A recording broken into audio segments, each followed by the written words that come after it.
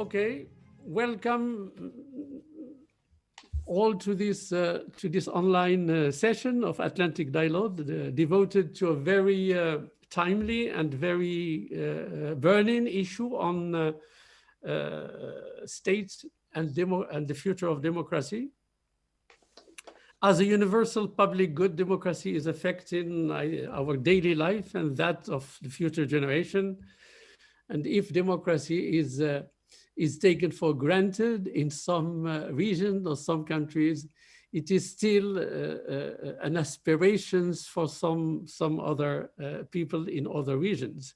Undoubtedly, democracy has expanded during the last 30 years. Yet, democracy is more and more criticized, and especially the representative democracy. We see it not only in developing countries, but we see it in ex-communist parties. We see it even in Western democracy. We see it even in the Scandinavian part of the world, where we were of the opinion that it's in Nordic countries that democracy has reached almost some perfection. Yet, not before and after COVID-19, the manifestations, the expression of frustration, of deception, is gaining ground in Western countries and elsewhere, and COVID-19 has exacerbated this feeling. So a lot of questions will come to mind. What is the state of democracy in our respective countries, our respective regions? What measures have been taken in order to adjust, to reform, to revitalize? And finally, is democracy still working, or can one think about alternative to democracy, or do we have to admit that democracy is something dynamic that is always working, that is despite criticism and despite shortcomings, it's still let's say the best formula for governance. We are fortunate to have a panelist belonging to different regions of the world. So I think that this will enrich our debate. We have Europe, we have Latin America, we have Africa, we have Asian perspective. So I think that this webinar will prove to be extremely interesting and fascinating in terms of comparison of perceptions and comparison of lessons learned, and also comparison of proposals how to make democracy much better in the future and the future generation. To contribute to this webinar, PCNS has invited 4 eminent, esteemed friends and partners. And the PCNS made sure that we have a gender equality, which is very good. We have Mrs. Bineta Diop, president, founder of the NGO Femmes Africa Solidarity. She contributed to the African Union for the promotion of gender equality, participation of women in the prevention of conflict. And Mrs. Bineta Diop was recognized by Time magazine as one of the 100 most influential ladies in the world. Our second female panelist is Trisha Shetty, who insisted on participating with us, and I'm extremely grateful for her, despite the fact that she is coming out of a serious accident 2 days ago. I really wish you complete recovery and prompt recovery, and we appreciate your participation. Trisha Shetty is also a militant of gender equality, like Mrs. Diop. She is a founder and CEO of SheSays, working for gender equality, health education. She is president of the steering committee of Paris Peace Forum, and she's been awarded the Vogue Women of the Year and Forbes honoree, to mention some of her qualities and her talents. Minister Ignacio Walker, I think he had it all. He was parliamentarian, he was Minister of Foreign Affairs, he was a human rights defender in Chile, and he wrote a book about democracy in Latin America, Between Hope and Despair. So he is the most indicated to give us his views on democracy in Latin America in practice and the future of democracy. And last but not least, Thomas Richter, director of Berlin and Brussels Avisa Partners. He's member of the World Economic Forum Global Shapers. He worked for the Minister of Economy of Germany, and he has a master's degree on international studies and diplomacy. These are the talents that we managed to gather to address this issue of democracy, the future of democracy. And I would like to begin with Mrs. Bineta Diop to give us her inputs about the democracy and its future. You have the floor, Mrs. Diop. Thank you so much, Mohammed, for really moderating this session. And let me appreciate the Policy Center for the News House, I think, bringing us together to discuss. And I think it's dialogue, the space you create will continue to push for grounded research and evidence-based exchange that will strengthen our argument. As you said it, we will to build back better. And we need to build back better. I think this, the whole discussion is about how do we, post-COVID-19, we're going to reconstruct. But you have said it also that COVID-19, the crisis of COVID-19 have, exposed gaps in our system and shows cracks and question marks in the world of democratic discourse of freedoms, rights, governance, protections. But I wanted to just dwell on those three scenarios. But I would, and the system that you have mentioned, based on our right-based approach. I think as I'm going to intervene on that on this angle. When you look at the Western countries that have been perceived, as you said, as more democratic, which they have a strong governance system or where human rights are defended to the core, but flattered in their response to COVID, and they found themselves scrambling for responses. You said it yourself. They're unprepared to fight the enemy, the invisible, but also we see that putting maybe the sacrosanct principle of individual rights and freedom to decide. I look at it as, leaving it to the people to say, it's your freedom, it's your right. And the second one, another country that we see that we perceive as autocratic or, authoritarian, regime, where we say that maybe put the containment measure at the middle, and that seem to protect the citizen. I would say the right to protect, that have prevented the occurrence of level of losses that we have seen as well. Because I wanted really that we look at it on the approach that have been done by those different systems. The third one are the countries that have you mentioned either in the Nordic, where opted not to put in place restriction measure, calling on people's own sense of responsibility.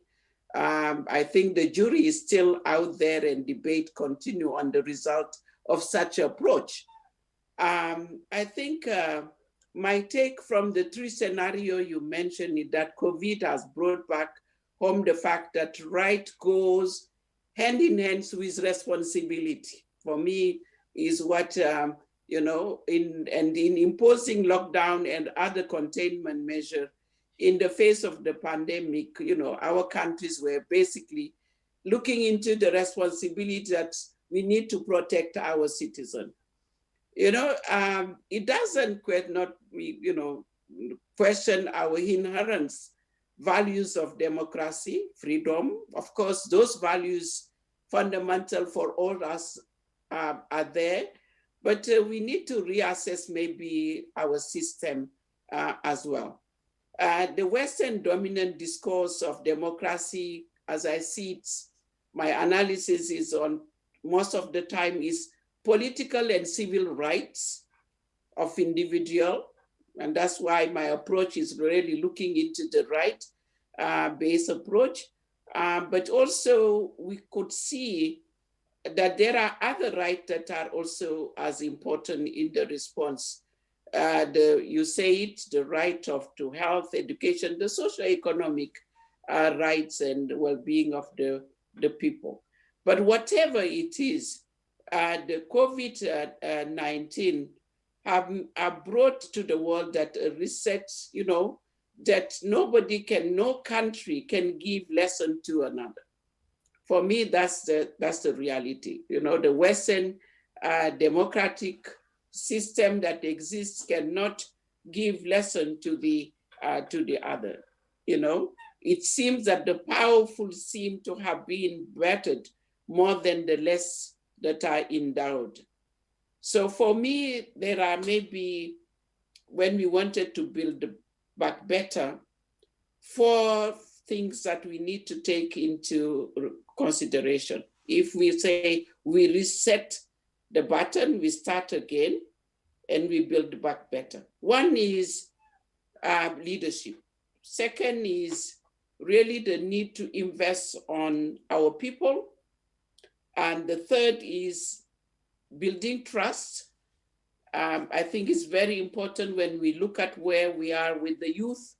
And the fourth is the multilateral cooperation. You know, how do we interact with one another? So I think maybe going back to the leadership matter, if you allow me to continue, we have seen that leadership, especially, and here I take the issue of gender. You know, many reports have come in light that where women are leading, they are the best to respond to the COVID-19. You said that gender equality matters, but in society where women are leading, we have seen the management of those. So it means that there is inclusivity. There is also, you know, I always say the empathy, you know, caring about your own people is the right to address the issue of your citizens, maybe at the core of the response as well. Of course, there was the decision to take to put science and take the right decision. Leadership, taking the right decision and leading to respond to the need of your people. So, you know, democracy is not just about election for me. It's not just to elect, it's what goes with the kind of election that the leadership you choose, the agenda of the leader, but what the leader brought at the table in responding to the needs of the people. Invest in the people. And when we talk about democracy and people's participation, it's not just going to the vote. It's not just going and vote for an individual. It's much more investing on your population, is making sure that and I take the example, for example, and in Africa with the pandemic that we had, why the communities have been part and parcel. That is for me participation. It's not just if we have defeated you know, the Ebola, it's because the community have been at the middle of it. And the community responds to the and we saw it in the COVID. Those that have been at the forefront. So it's not just a participation, you go, you vote, and you come back and you elect a leader. No, you have to be part and the parcel of the decision that have been taken. So I think it's the infrastructure we put in place need to be inclusive and make sure that we count on the resilience and collective responsibility of our people. You know, building trust. We have seen a lot, even in our continent, the youth that have been no job, that have been living in a so-called democracy as well, because I think that even if we say this system are not democratic, but we saw that it is the values are democratic values, it's in their constitutions, but those have not been able to make sure that we respond to the need of the youth. You see the issue of migration right now going on in many places as well. So it is not, it's not, you know, and it happened everywhere. It's not just in my continent, but it's also in many other continents. So invest in the people. I think to be part and parcel of the system is very important, and building trust with those with the youth population and with the women and with the community. Many of people don't believe, even when we say that when you look at the science, what the scientists have said, you take democratic country, people don't believe on what those have been said and put at the table. And again, the last point for me is the multilateralism. We need to make sure that we bring back at the table. We have seen when PPE, you know, in some airport have been hijacked. You know, what kind of some system, democratic system where we have, you know, the United Nations and other multilateral table, but there was no such a coordination. There was not such a discussion where, you know, there was also solidarity. We know that in South-South, there was solidarity. When I look at what African Union have done immediately as one of the agency, immediately to respond was that were kind of solidarity. For example, Morocco with coming with some support to those who are less equipped, but also building the right platform where you can buy the PPE at the same rate than others. So there was quick decision that have been taken in the continent that could really, if we take that, what could be done at other level, which didn't happen. So for me, I really wanted to look at this, the issue of leadership, the participation of the people, the building trust of especially with the youth, and the multilateral cooperation moving forward. I stop there and interact with my colleagues. Thank you. Thank you, Bineta, if you allow me to call you so. Yes. Thank you for your contribution. I think you raised the issue of the primacy of economic, social, and cultural rights versus political civilian. And I think this brings us back to the rationale of having two protocols of 1966 already. And you gave us almost a recipe on how to do better in terms of democracy, going beyond the ritual of regular elections and trying to build something that is reflects the responsibility of states and the centrality of individuals in any policy. Trisha, do you agree with Bineta, or you have some little bit nuanced view on this issue? Please go ahead, Trisha. Thank you. I just want to clarify that my orientation is okay. It is okay. Don't worry. Okay, perfect. Thank you. I just really want to look at it from a very different perspective. I guess coming from the country that I do right now, which is India, where if you look up the news, depending on which news you look up, if it's the news that's serving as the lapdogs of our state machinery right now, or if it's actual journalists who are upholding their job and doing what they're meant to do, you will have different narratives. The narrative I want to put forward from a humanitarian and human rights perspective is of farmers walking in dozens and dozens and dozens and thousands of numbers, trying to get to our state capital, Delhi, where they have been actively blocked through the usage of tear gas, water cannons, barricades. A farmer has lost his life, a farmer has lost his eye, all protesting against a farm bill that this government has put forward that they claim goes against the interest of small farm landowners, and the response to the same. So I would take it in a different angle of truly looking at what is the future of democracy, right? And you spoke about values and what are Western values. To me, I often begrudge, I guess, the Western world, because the mentality is that the world's axis starts and ends with America, critically DC and New York, if you want to be even more specific. I think we should take some solace with the current elections that happened and the results that we saw. But being Indian, it's hard to really take solace and celebrate beyond a certain day, because we know that we're still living with the very real problems of how fragile democracy is. And also at some point recognizing that the current system we're living in India is not a democratic republic anymore. Philippines fell to misinformation, especially with Facebook misinformation, much before America did.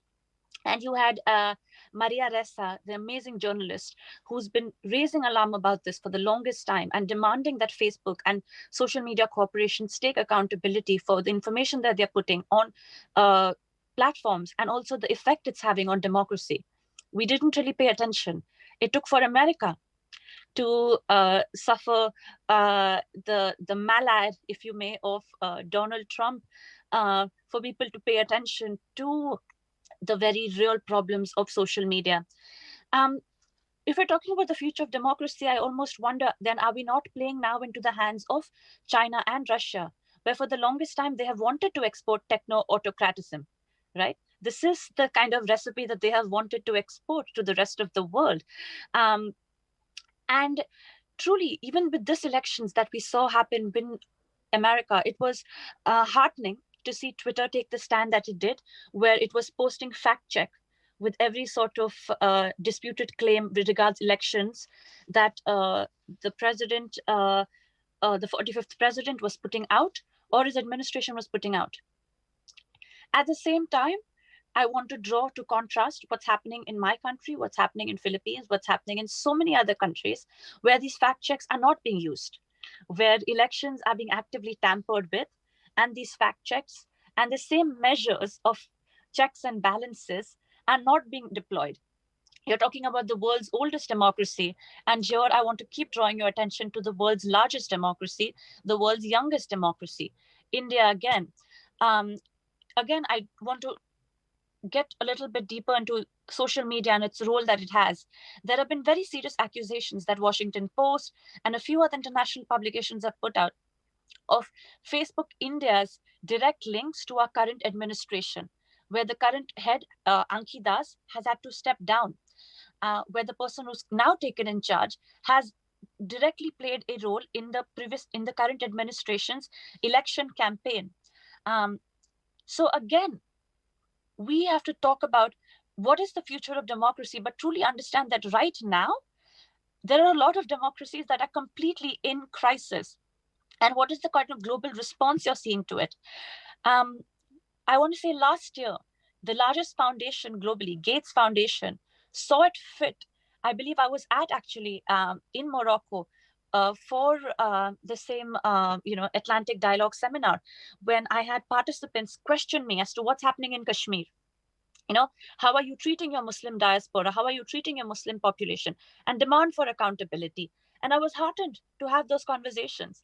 In the same breath, come December, Gates Foundation saw it fit to award my Prime Minister a Goalkeepers Award, an award primarily given to people who uphold humanitarian rights.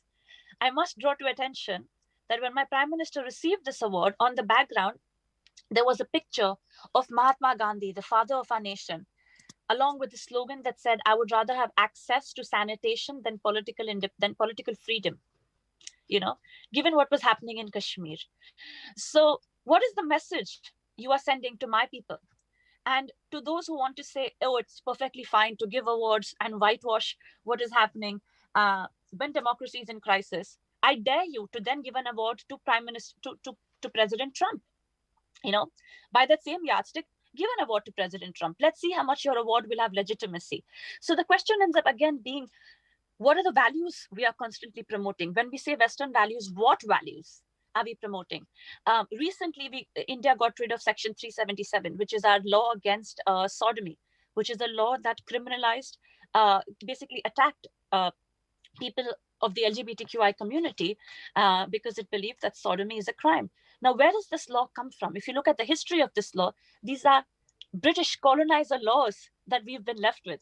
Most countries that still hold on to buggery laws, sodomy laws, are countries that were ruled by colonizers, ruled by the British, right? So again, when we talk about Western values, what values are we talking about? The second home that I call right now is France. And I'm really fascinated by France's definition of laicité, of secularism. Given what's going on right now, it seems very apt to talk about it.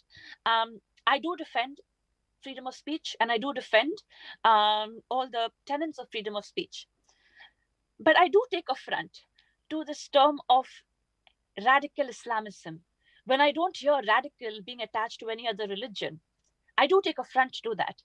I was heartened to have Charles Markey here during Paris Peace Forum, who made a very passionate cause and said, yes, we must have tolerance within Islam, but the rest of the world who does not practice Islam must also be tolerant towards Islam. Because you all forget that Islam is the religion that gets attacked, and its tenets get attacked when terrorists use our religion and bastardize it to inflict injury under the name of religion. I was heartened to see Charles Markey talk about tolerance from a dual perspective and demand for tolerance for Islam in a place that was not really being considerate towards the religion, whilst acknowledging, of course, the terrorist attacks that came to it. In a country like India, you can't have the same definition of laicité, of secularism, because the way the Constitution of India was built, right? When we talk about democracy and its tenets, you look at Constitution and the text within it. We don't believe in separation of church and state. In democracy for India, secularism means equal protection of all religions. It means doubling down and having more protection of minority religions. Our courts have never ruled that your freedom of religion will supersede equality before law. So again, I think it's really important that we don't just celebrate the spirit of the law, the letter of the law, but also celebrate the spirit of the law. And I do want to keep highlighting what is happening in democracies and how the world is responding. And when I use the word quote unquote democracies, again, I use it because currently in my country, there is an 83-year-old activist called Father Stanley, whose petition is lying before the courts if he can get a straw to drink water out of, because he suffers from physical ailments to the point where he cannot get up to drink his own glass of water. It's been over 23 days and they've not responded whether he can get a straw to drink water. Over a witch hunt of activists that's happening in my country for any activist who dares dissent. And in the same vein, you have my world leader present himself to, my leader, my prime president, present himself to world leaders in a sanitized image that everything is okay in India. Today, Justin Trudeau spoke against what's happening with farmers and the protests. And the Indian administration is putting out statements saying Justin Trudeau should not interfere in internal matters. It is no more an internal matter when lives are at stake. It is no more an internal matter because what is democracy? When we talk about democracy, and I'll sum it up with this, we're talking about we, the people. We are forgetting that within the construct of we, the people, states who have been leaders who have been elected to uphold the spirit of the constitution, to uphold the spirit of we, the people, are failing. And if we don't acknowledge the very real malice of majoritarianism, of populism, of Islamophobia that's taking control of democracy and misinformation and social media's role within the space, if we don't acknowledge that, I'm afraid the precedent that we're going to set forward is going to be very much playing into China and Russia's handbook of doubling down on techno-autocratism. I will leave it here.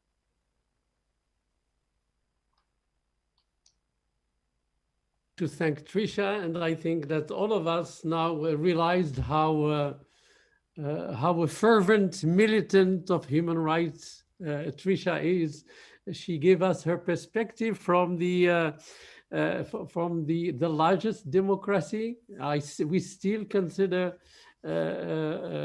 India as the largest democracy, where the dynamic of democracy is still going and improving, despite maybe some setbacks. But setbacks, I think, are now seen in all parts of the world and seen more. And I think that COVID-19 revealed more of these shortcomings and these contradictions within democracies. I suggest that we move from Asia to Latin America and listen to Ignacio, Minister Ignacio Walker, give us his perception and his feelings about the future of democracy from not a very popular, a large country, but from a medium-sized country, from Peru, from Chile, and let us know what's your take on the future of democracy. Well, thank you very much, Mohammed, and to all the panelists and all the people that are following this interesting conversation. I want to thank, of course, the Atlantic Dialogues, the leadership that is providing in terms of the Policy Center for the New South. Last year, 1 year from now, we were there in Marrakesh, talking with so many people around the world. But well, we are confined under this COVID-19. And so this online conversation allows us to come together and to speak about so many issues around the world, especially on the one we are covering, which is basically the one on human rights and democracy, and the role of the state. So let me begin, Mohammed, by a kind of positive statement, because I would say, let us not lose sight of the fact that we are still in the world under the third wave of democratization, that started in Southern Europe in the mid-70s, that went to Latin America, my region, in the late 70s and early 80s.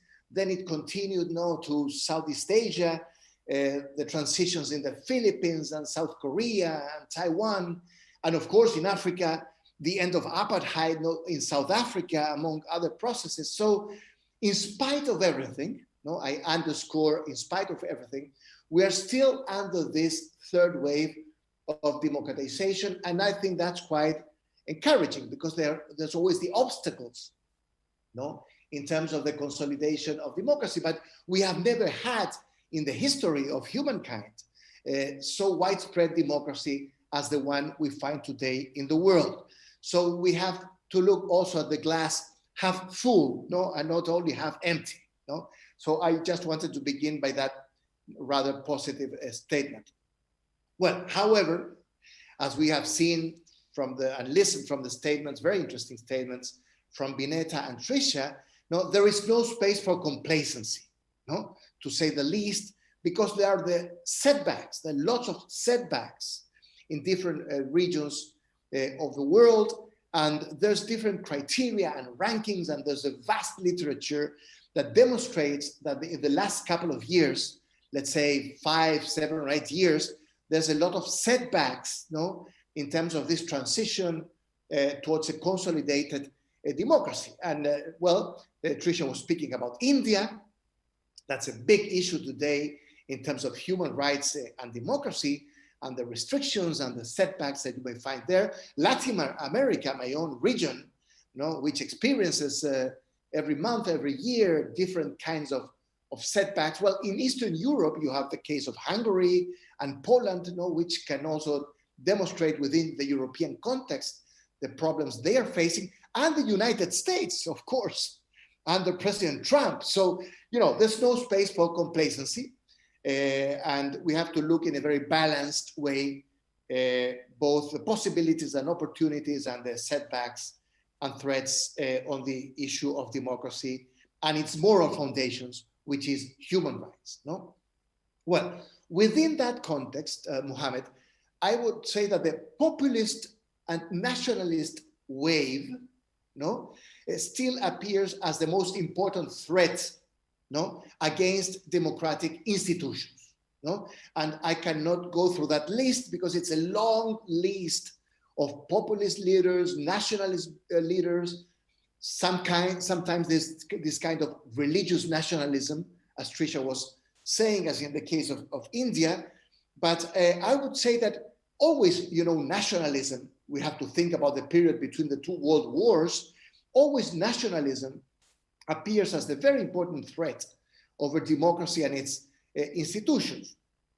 And of course, the question of populism. Well, hopefully, looking at this balanced view, the election of Joe Biden in the United States, and the defeat of Donald Trump, and I refer to that great book by Levitsky and Ziblatt, How Democracies Die, which concentrates very much on the case of the US, but also in the broader view in a comparative perspective.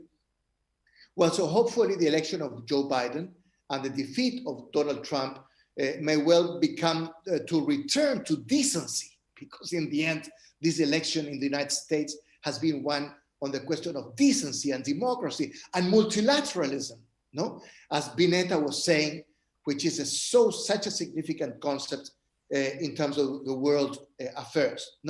Well, this multilateralism has been very much interrupted by the Trump administration. Well, within this context, focusing on this nationalist and populist wave and threat of the institutions of representative democracy, I hold the view in the book you were referring to, Democracy in Latin America, Between Hope and Despair. So I elaborate on this idea that representative democracy, in spite of its shortcomings, and the widespread crisis of representation that we have in so many different countries, representative democracy, or what I refer to as democracy of institutions, as opposed to the reality in Latin America of democracy of caudillos, of strong men, whether from the left or from the right, which is so widespread and pervasive throughout our history, whether representative democracy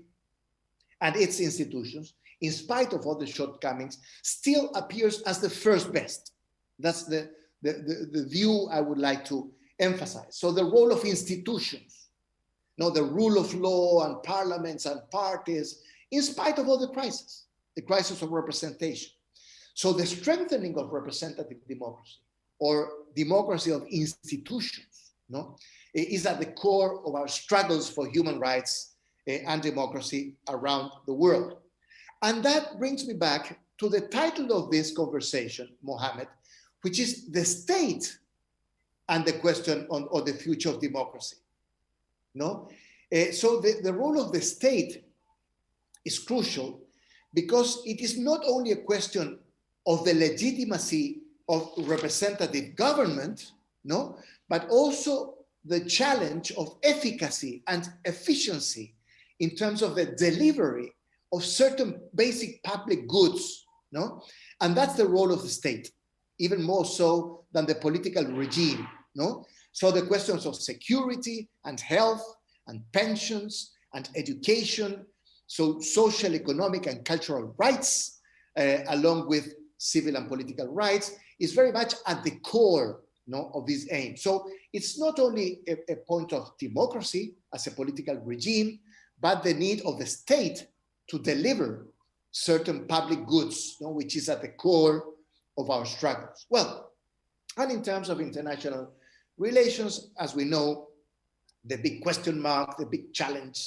is what kind of relationship will be built between the United States and China.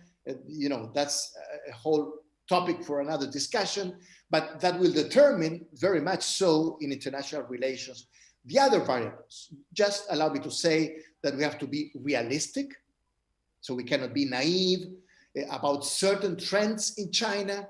I'm pointing to very much voices of experts that have pointed to the increasing role of the Communist Party and the Chinese state under the control of the party, the end of the no re-election clause under President Xi Jinping, which had been a major achievement from Deng Xiaoping, and Jiang Zemin and Hu Jintao.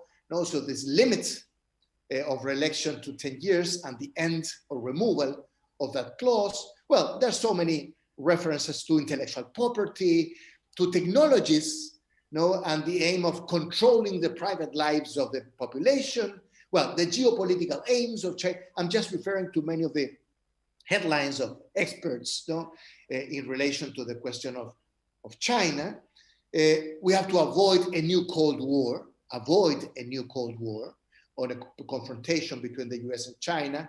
And for Joe Biden, I would say, it's not only a matter of going back to the pre-Trump years, because there are dynamics and trends and realities that have changed. Let's think about China, but also about Iran and the Middle East and so on. But rather, one of the basic challenges of President Biden will be to restore the alliances around Western values of democracy, of human rights, of peace and security issues in international relations, restore alliances with like-minded countries. To begin with Europe, the transatlantic alliance between the US and Europe, which has been so much deteriorated under the Trump years, but also with Japan, and South Korea, in Southeast Asia, and other like-minded countries, around the world. And I finish with this. Well, in this global scenario, Latin America does not exist. We are not a political actor. We are not in the radar of international relations, but we can contribute with others, with Europe, of course, with the Asia Pacific and Southeast Asia countries. We are part of APEC, and the Pacific Asia basin is so important and relevant in terms of international relations. And we have to overcome this path that we are now taking in the last years in Latin America of moving towards mediocrity in terms of economic growth and development, following the end of the boom of the commodities from 2003 to 2013. So those are some of the heads that I would like to share with our panelists. Thank you, Ignacio, and I fully share your positive note about the glass half full, and I'm absolutely sure that we will have a very vivid interaction after the last presentation by Thomas. Thomas, you have the floor, and after that, we will. I invite our audience to send their questions through Facebook and YouTube, and most probably after Thomas, we will have some. I do have some questions to all of you, and we will receive the question for our audience. But for the time being, Thomas, you have the floor. Thank you, Mohammed, and also thank you to the Policy Center for the New South for organizing this. I think especially at a very important time, where I remember last year in Marrakesh, we already had debates about where our democracy was heading, where the state of the world was, and I think following the unprecedented shock that the pandemic has given us all around the world. I think it's important that we have debates about where our society is heading, and if the institutions we have today, whether it's in Europe or on a global scale, are still appropriate for the challenges we face. And it's also about the questions you submitted about whether the West has been in decline. I think to some extent that's natural if we simply look at the shaping of also the global economy. If we look at simply that 20 years ago, China's percentage of the GDP was around 7%. It's now at nearly 20%, while the United States has declined and Europe's has also declined. So it's a natural shift. And at the same time, we also shouldn't forget, and I think that's also where I share Minister Walker's assessment, the glass is definitely still half full. Let's not forget that a large part of the global system that may work at times better than at others is still based on the post-World War II liberal order that was set up there. I think there's no doubt that the system needs reform, but that is still the starting point on which we operate today.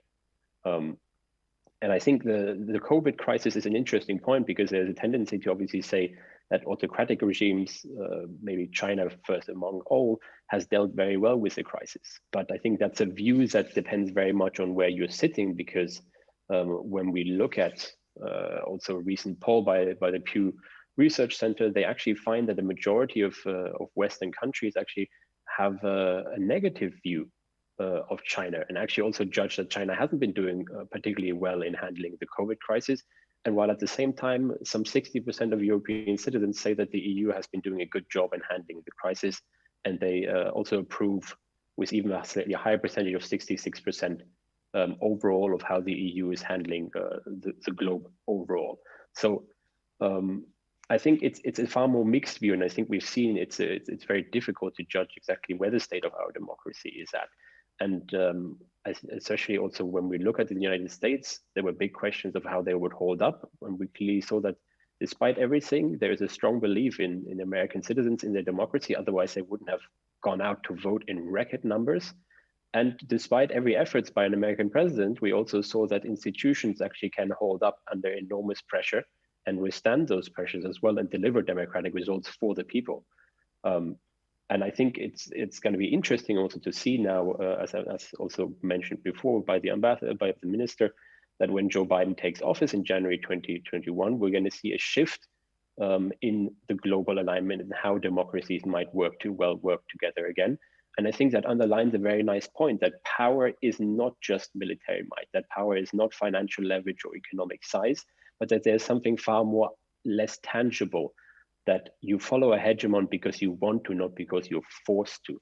And in many ways, I think that might have been lost over the last couple of years by Washington's lack of global leadership, but we might well regain it, especially if we can get back on the picture together with the European Union and also with some other countries around the world. So I think we need to acknowledge a couple of things that by and large, the unexpected consequences of globalization, especially after the 2008 financial crisis, as well as some of the unfulfilled promises of this global world order, liberal world order, simply haven't come to fruition in the way that we thought, and that citizens are now questioning whether the systems actually deliver for their needs, whether economically they benefit from the economic system we have created, and whether also in terms of democracy it delivers for their needs. And I think we've had debates on different scales, but we also see that in Europe that we have debates about whether parliaments are sufficiently involved in debates about lockdowns and restrictions in response to COVID, what measures are appropriate in a democracy to even be taken and what maybe are not appropriate. And all of that, I think, is a reflection that we need to have a far wider debate about whether institutions that are at times decades old are still appropriate for a time where we face unprecedented also structural changes in terms of climate change, in terms of economic degradation, in terms of rising inequalities. And I'm not just talking about economic inequalities, but also still the fact that we haven't addressed gender inequalities and also to some extent ethnic inequalities in our societies. And at the same time, put on top of that, then also major technological changes that are disrupting our lives. So there's, I think for me, no doubt that democracy can have a very, very strong future, but we need to fundamentally have a debate about how our institutions can be appropriate for the time that we live in.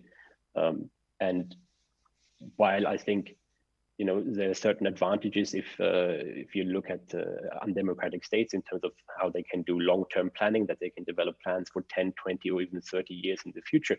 I think there's no doubt that when you look at the West and you see students on the streets or you see young people on the street, they're not demonstrating because they want to live in an authoritarian state, or they want to live in a complete surveillance state as you have in China today, but because they feel that their voices are not being heard and that the politicians are not reacting in an appropriate manner to their concerns.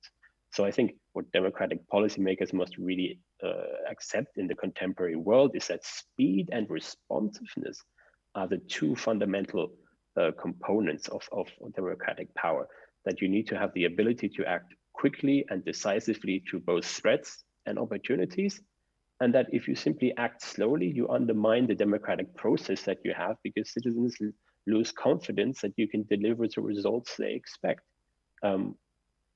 So overall, I think democracies, and that's why I very much agree that the glass is half full, certainly have a lot to offer, but I think we need to fundamentally question if we're delivering what our citizens are expecting from us.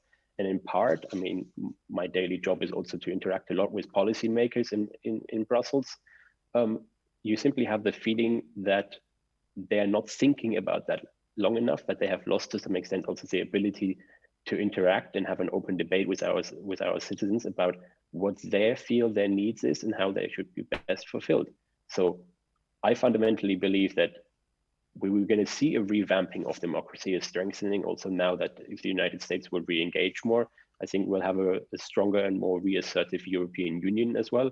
And despite, I think, major challenges that we are seeing in the world's largest democracy in India, as well as elsewhere, I do believe that the fundamental values that underlie those are still strong, and that the vast majority of citizens also still really believes in them.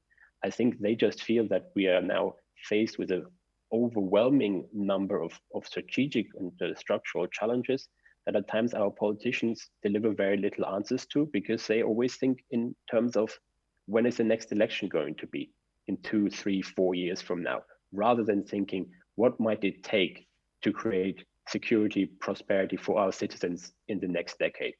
And I think that's why it's also really important that we have debates like here, that we involve younger people much more, because they're also the ones who are far more invested in that future that sets out for.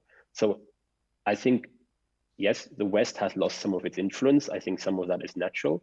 The rest is certainly also that we have simply dropped the ball over the last couple of years in delivering for our own citizens, and therefore haven't been the most appealing example for other countries around the world. But I think our values are fundamentally resilient, because I think the vast majority of citizens would prefer to live in a free country rather than in a not free country. But you also need to deliver and provide security and prosperity for them. I'll leave it at that and look forward to the debate. Thank you, Thomas, for your contribution. Well, I think all of you raised so many exciting issues about the future of democracy. Let me, maybe because of the time constraint, let me try to bring the discussion maybe to 2 or 3 main topics. I think we come to the conclusion that democracy is a process. It's a dynamic, it's an everlasting process. And as one author put it, democracy is a state of permanent unsatisfaction. I will not recall the expression of Churchill about democracy, but I think that the common denominator of our discussion is that democracy is almost it's the only game in town. As we say, the game is crooked, but it's the only game in town. Democracy needs to be reformed, needs to be revitalized. What, in your judgment, if you could come with 3 recommendations. What will be your 3 recommendations to make to ensure that the future of democracy in all our countries, not only in a particular continent or region, what are the requirements for democracy to be more promising and closer to the expectations of the citizens? So that's one question. The second, we talked about democracy internally, domestically. We did not touch upon substantially democracy in international relations, but I think that's another dimension of the discussion, despite the fact that both Minister Walker and Thomas touch upon this issue through the impact of the new American administration on international relations. And finally, if those who say that democracy is not working, what is, in their judgment, what would be the alternative? So I will begin with Trisha, and I will try to mix Trisha, followed by Minister Walker, and back to Mrs. Diop, and then Thomas Richter. So Trisha, you have the floor. Thank you. And thank you, Minister Walker, specifically for, truly, I think, setting the context in the beautiful way that you did. I wish I was drinking from the same glass of hope and optimism that you are. Truly, I wish. Look, I think the nation is a daily plebiscite. I forget who said it, but they were really wise words that reminds you that democracy takes work and action, and it is a daily plebiscite. When we talk about the glass being half full, are we then not forgetting, one, that the current moment we're in is truly times of existential crisis? If we're talking about the climate crisis, right? Or we're talking about irrevocable change that is going to lead to catastrophic, like currently, what is the statistic? 150 to 200 million species being lost every day to the climate crisis. That's the current statistic. We're talking about that. So we need leadership will at the highest of offices to get the ball moving when it comes to the climate crisis. The second issue is democracy is fragile. What we were taught in school is history and the hard-fought wars and the battles to fight for democracy. What we were taught is how were the books written, what were the values that bind us. We were not taught how to fight for democracy in 2020, in the 20th century. So we don't have the tools and the skill sets to mobilize, to agitate. Look, even if you talk about what's happening in America, right? Racial inequality, which is, again, much the issue that's happening in France right now. 2 days ago, I believe there was a bill passed that made it illegal for people to film police officers if they're committing any acts on the streets. And it isn't surprising that the day after that, there was an African man of African descent who was beaten, Michelle, if I'm not mistaken, Michelle, who was beaten almost to death by police officers. So one is, these are times of existential crisis, right? And it's all easy and well to say that, the glass is half full. And I so appreciate the ideology of that.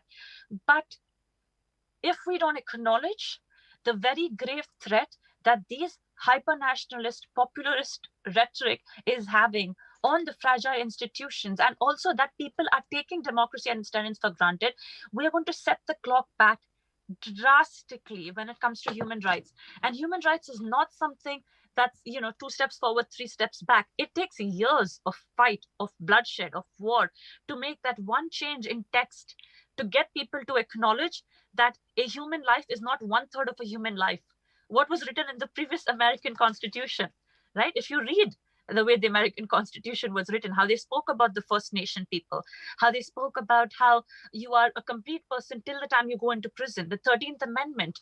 It takes years to fight back against. There's a reason why we still cite civil disobedience movement, why we still cite these, these movements and the blood that it took and the uprising that it takes to get change. I don't need to go so far. I need to talk about the Arab Spring Revolution and the grave discontentment that that word brings within the Tunisian context, if you talk about the Arab Spring Revolution.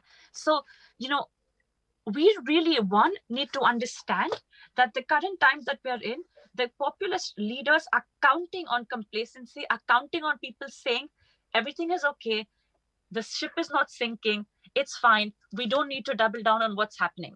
So I am of the fervent belief that a house is on fire, a global house is on fire, and if there is no global calls to draw attention to this from a place of saying these conversations cannot be restricted to borders anymore.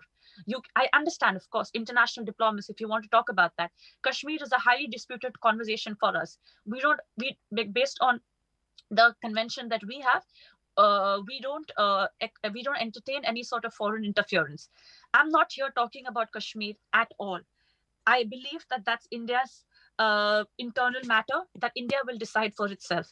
I'm talking about the state of democracy in India. I'm talking about the fact that today I'm called an anti-national in my country. I'm talking about the fact that there are very real threats to my life in my country, back home. I'm talking about the fact that my compatriots, my patriots are currently in jail and have no recourse and access to justice. We're talking about a democracy and how its citizens are treated within a democracy, and people are not even paying attention to it. So if we want to talk about the future of democracy, we must acknowledge where we stand right now. And where we stand right now, honestly, is feeling like human rights are not human rights that we take for granted anymore, that human rights are privileges. I forget the comedian. He said there are no such things as human rights. It's only privileges. So that's where we are currently. And we must acknowledge what role the global community has to play. When we talk about the TTP, the Transatlantic Partnership, right? We talk about global solidarity, global partnership. When statements were issued against MBS, Mohammed bin Salman, in response to Jamal Khashoggi's killing, it was an acknowledgement that freedom of press must be protected. You talk about democracy, we must acknowledge three things: freedom of press, independent judiciary, education. It only takes tracking all of this in Poland, in Hungary, in France. I mean, let me be controversial and say that President Macron is adopting more and more of a centrist stand. Why? It's in response to the threat of Marine Le Pen, to how the centrist party will take over and what influence it will have in the next upcoming elections. So how can we say the glass is half full when elected leaders are more and more staying away from rhetoric of human rights and not acknowledging the grave threat to democracy, but instead playing to the hand of populist nationalist rhetoric? So when we talk about democracy, we have to talk about that democracy was rooted from human rights, and human rights are very much at threat right now, right at this very moment. And what is the global response going to be for it? Not from a place of complacency, but truly acknowledging that at this moment, whilst we are having this intellectual debate, people are sacrificing their lives on ground. I always love intellectual debates, but this is such a sanitized room. The people actually fighting for democracy on ground in places where democracy is at threat are currently behind bars or breathing their last breath, or already dead. Their ghosts and their souls beget upon us to acknowledge the urgency of the times that we're living in, and not say that the glass is half full, but acknowledge that there are too many lives being lost for the very real fight for democracy right now. And we must honor their lives and their death to demand for accountability from my world leader who's failing to uphold democracy, to demand for accountability from the UN. Why is there silence from the 30th floor of the UN? Guterres has made remarks, but not strong enough, remotely not strong enough to hold world leaders to account, to hold Donald Trump to account. We must stay away from the rhetoric of having these people at the table. Diplomacy and democracy does not mean having world leaders at the table. It means holding them to account and holding the Constitution as the sacred, the sacred gospel of truth that has been hard fought for. So, again, I really question what is our role in a global solidarity and a global society to play within these spaces. Last I'll sum up is, when someone asked a question when we were at Atlantic Dialogue Summit last year being like, isn't this too intellectual? Is there even a need for such dialogue and conversation? And I say, yes, there is a need, because such dialogue and conversation, if we were having in India, in Russia, I don't know if we'd be able to get out without security there, accounting for each of us. So the fact that we are having such dialogue and conversation, the fact that we can lean on wisdom of Bineta, of Ignacio, of my colleague from Brussels, of you, Mohammed, of Atlantic Dialogues, is heartening. And this dialogue in itself is under threat with the current system of attacks on democracy. So we must acknowledge that this conversation we're having is from a point of extreme privilege, and we must protect this. And protecting this means acknowledging that the house is on fire. So I'm sorry if I don't profess to the hope ideology.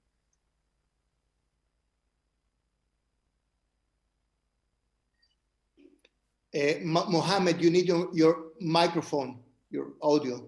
I salute Trisha's passion for defending human rights, but I'm still inclined to see that our respective countries are at different levels of promoting and democracy and building democracy, and that in some countries, when you go out and you are not sure that you might come back home, that's a system where you are afraid almost of everything.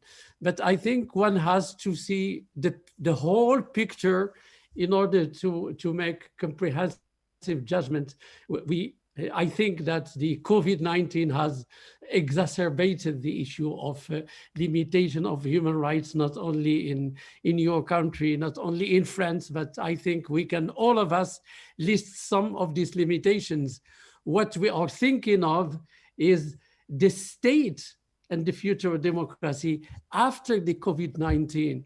Is the state going to have more inclinations for restoring and respecting human rights as they stand, or are we in a very slippery domain to maybe more limitations? So let's me go back to Minister Walker to indulge into his optimism and give us more reasons to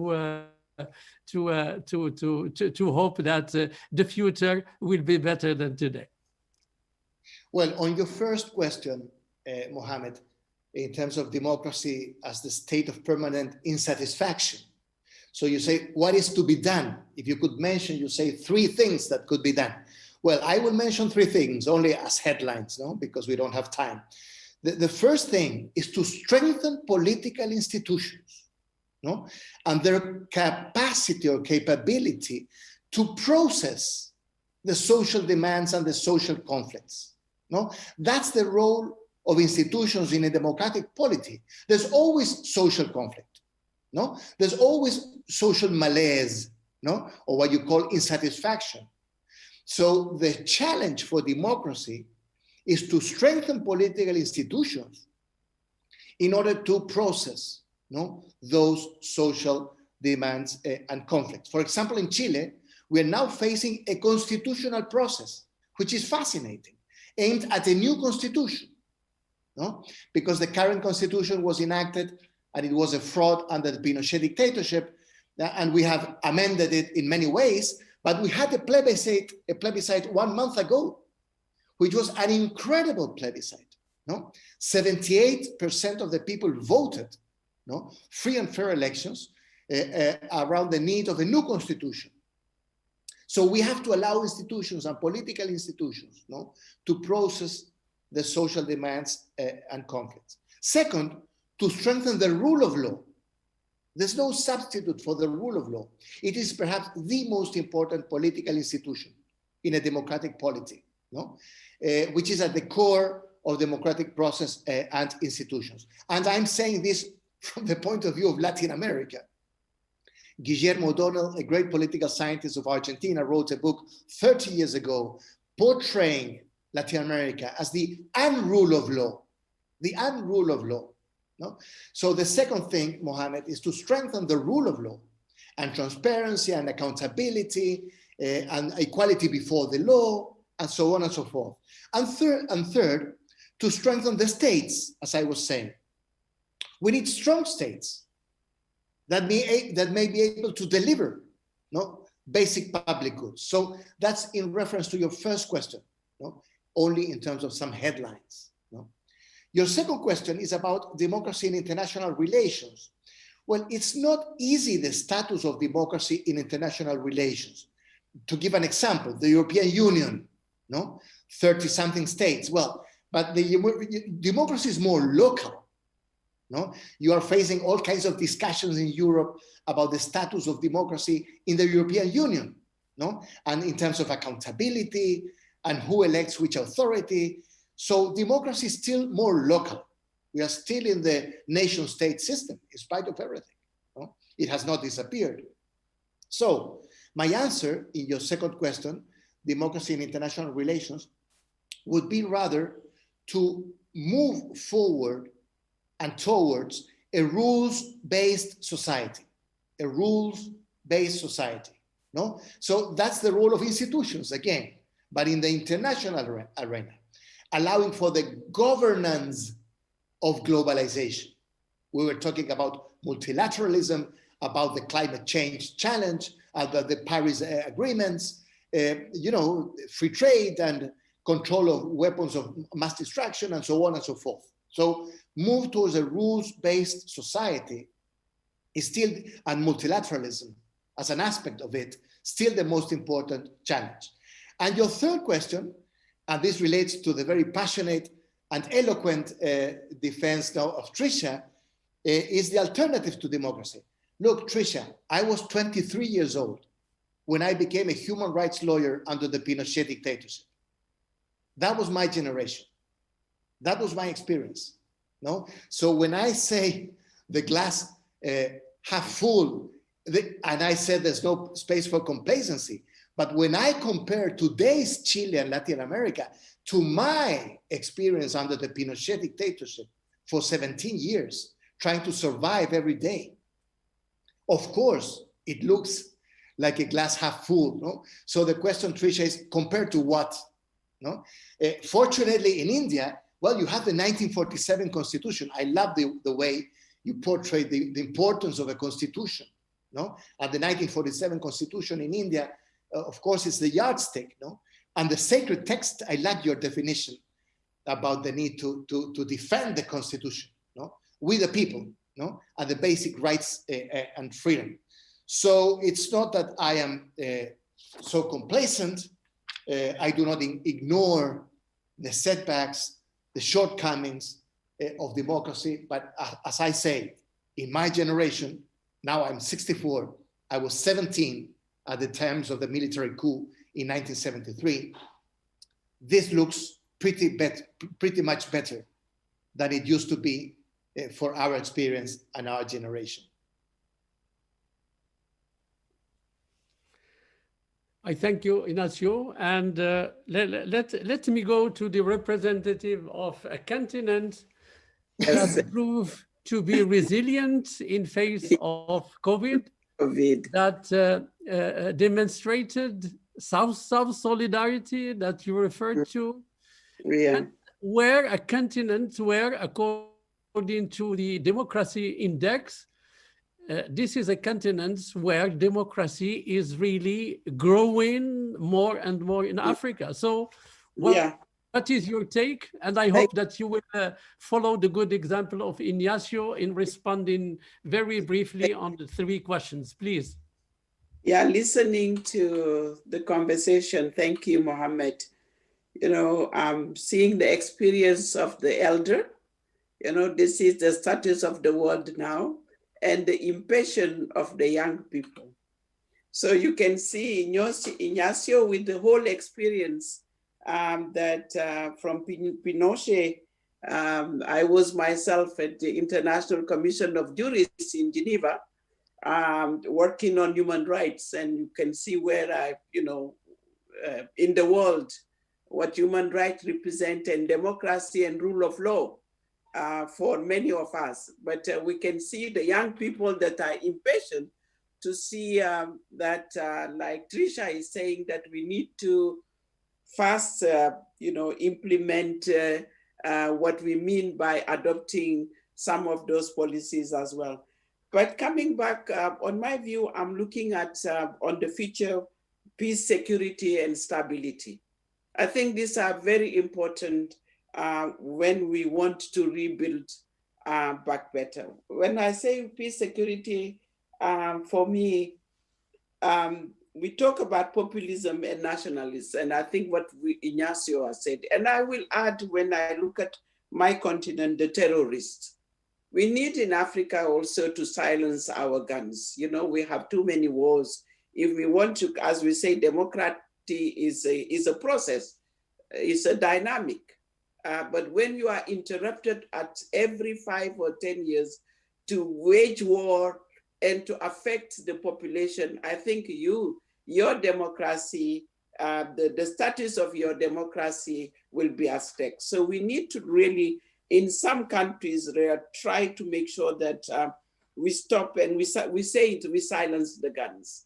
That's what African Union have declared in this context. The second issue that is really on our election, I would tell it in Africa, for example, there is a huge gap in trust in our process of designing, the leader or the mechanism or the governance mechanism that are put in place. In the discussion we had maybe with the last time with the policy dialogue is how do we restore that trust with the people? But what about the fact that the winner takes all in our context? Because we say more and more, and I see, for example, in my country recently, there have been dialogue, even the winner who have more than 50% is talking with the opposition to make maybe the country more stable, to agree on something that can make the country progress. So the issue of the winner takes all, and not continue to look into the ethnic group, the minority group, the whatever, to see more inclusive. I think it is something that Africa, in our context as well, but in other contexts, in Europe as well, I think we need to look at the system that put people at the front. And the last one is really the socio-economic compact that we need to put in place. Our continent is very rich, but we need to fight against corruption. It's for me is after COVID, how do we mobilize our own resources to address the needs of the people to access the resources? I think it is going to be stable, to be in security for the people. For me, the democracy have been interrupted in many countries because of the need that have not been addressed, the right of the people, either it is political, but economic, social, and sometimes go beyond even cultural. So the last point I wanted to say is the global governance. We have the Security Council at the UN. Some continents have been demanding to be at the table. We know that the P5, we have been discussing the reform of the UN, and the future of democracy in the world have also to be more inclusive. If we are asking for inclusivity at national level, we need also to look at inclusivity at the global level. So some cannot rule the world and others being left behind. And we say this is a democratic system. I think it needs to really to look at the holistic way. What we look at the country or region, we need also at the global level, if multilateralism has to prevail or to be reinforced, we need to question those issues as well. So thank you very much. Thank you, Bineta, for your contribution. I think when you were talking about democracy, you reminded me of the concept of consensual democracy.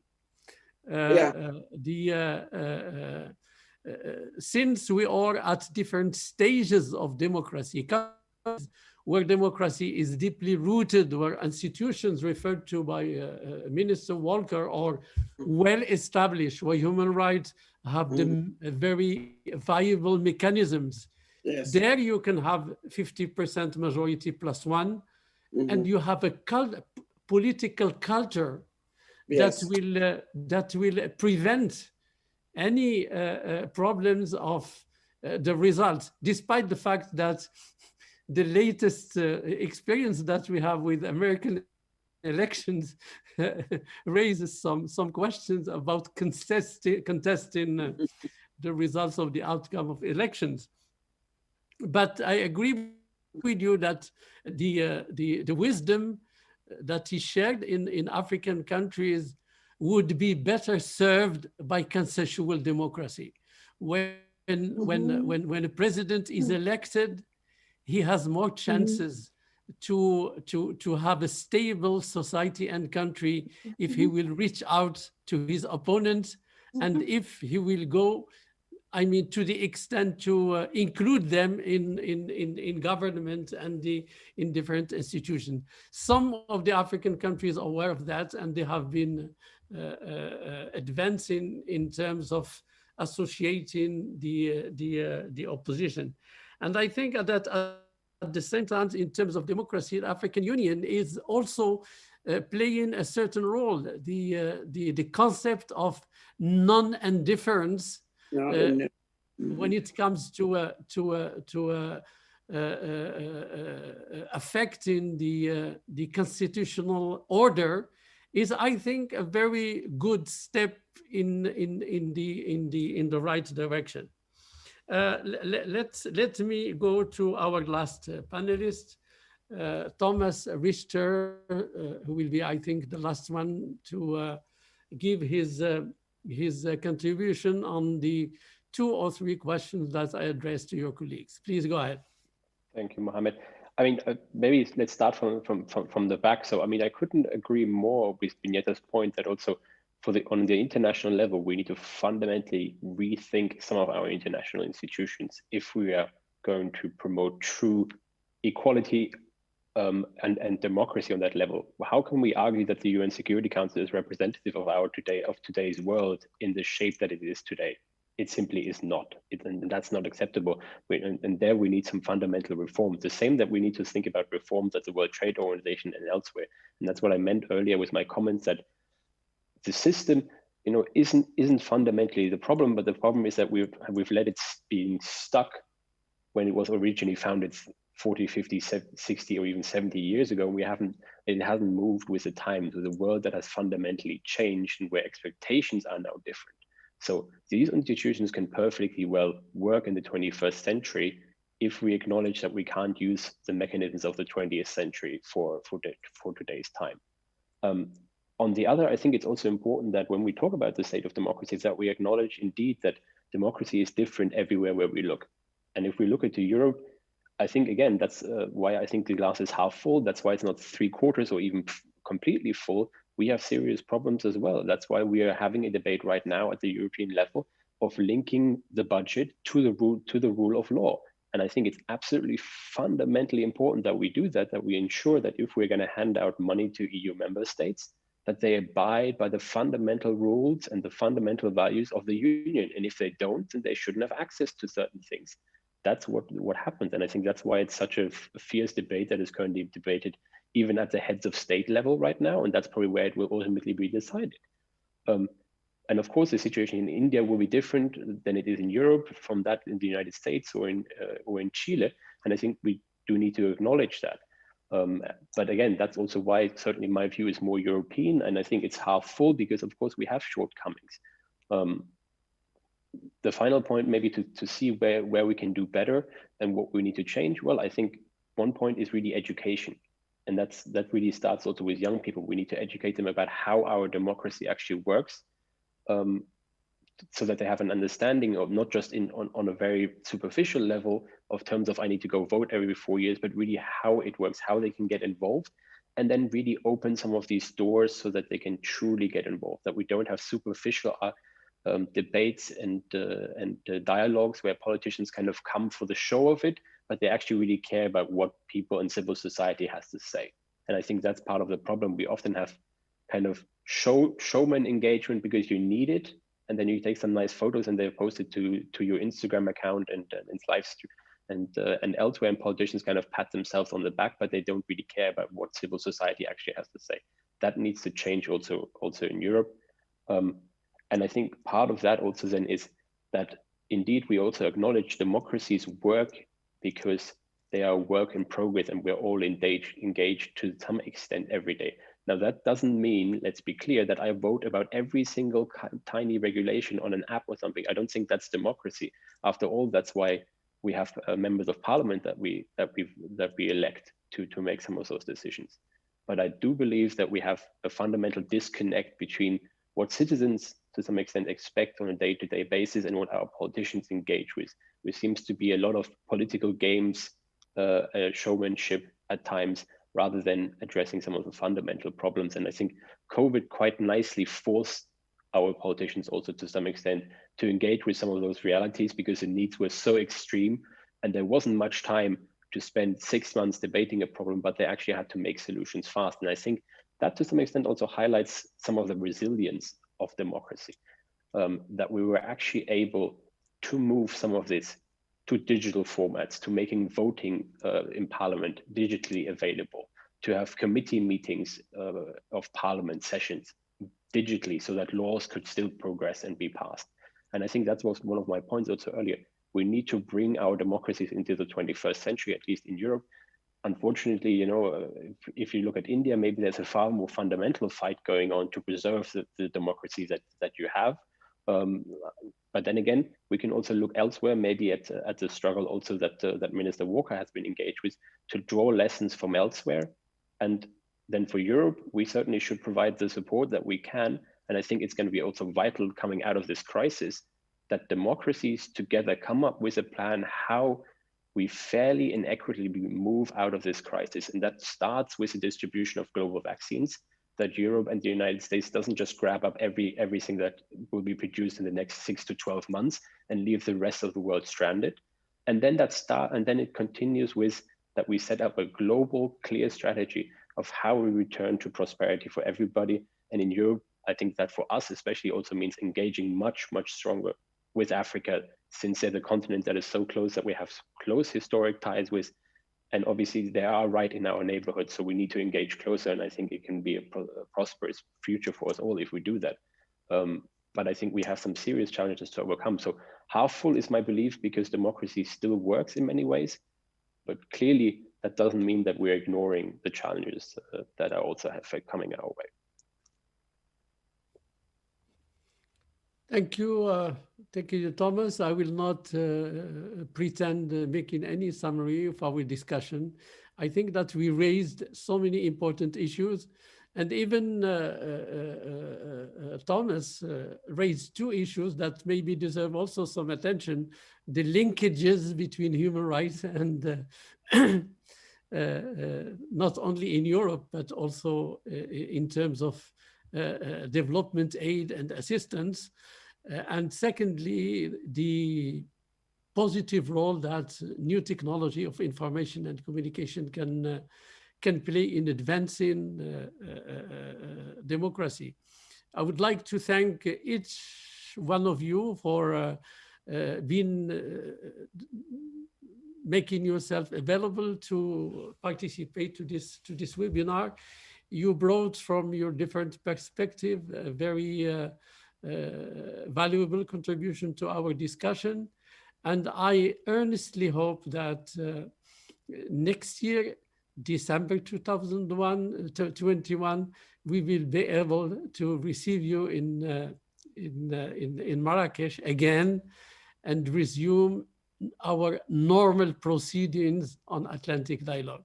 In the meantime, I wish Trisha a full recovery so that she can continue with the same passion and with same determination defending the human rights worldwide, not only in India, but worldwide, because this, as it was put by Ignacio and by Mrs. Diop, this is a common good of humanity. Human rights is something that is intimately linked to our condition as human beings, and democracy is a translation of human rights and fundamental freedoms.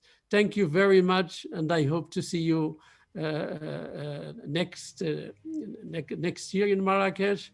In the meantime, keep safe, and I hope that you and your family will be safe from this pandemic. Thank you very much, and see you soon, inshallah. Bye-bye.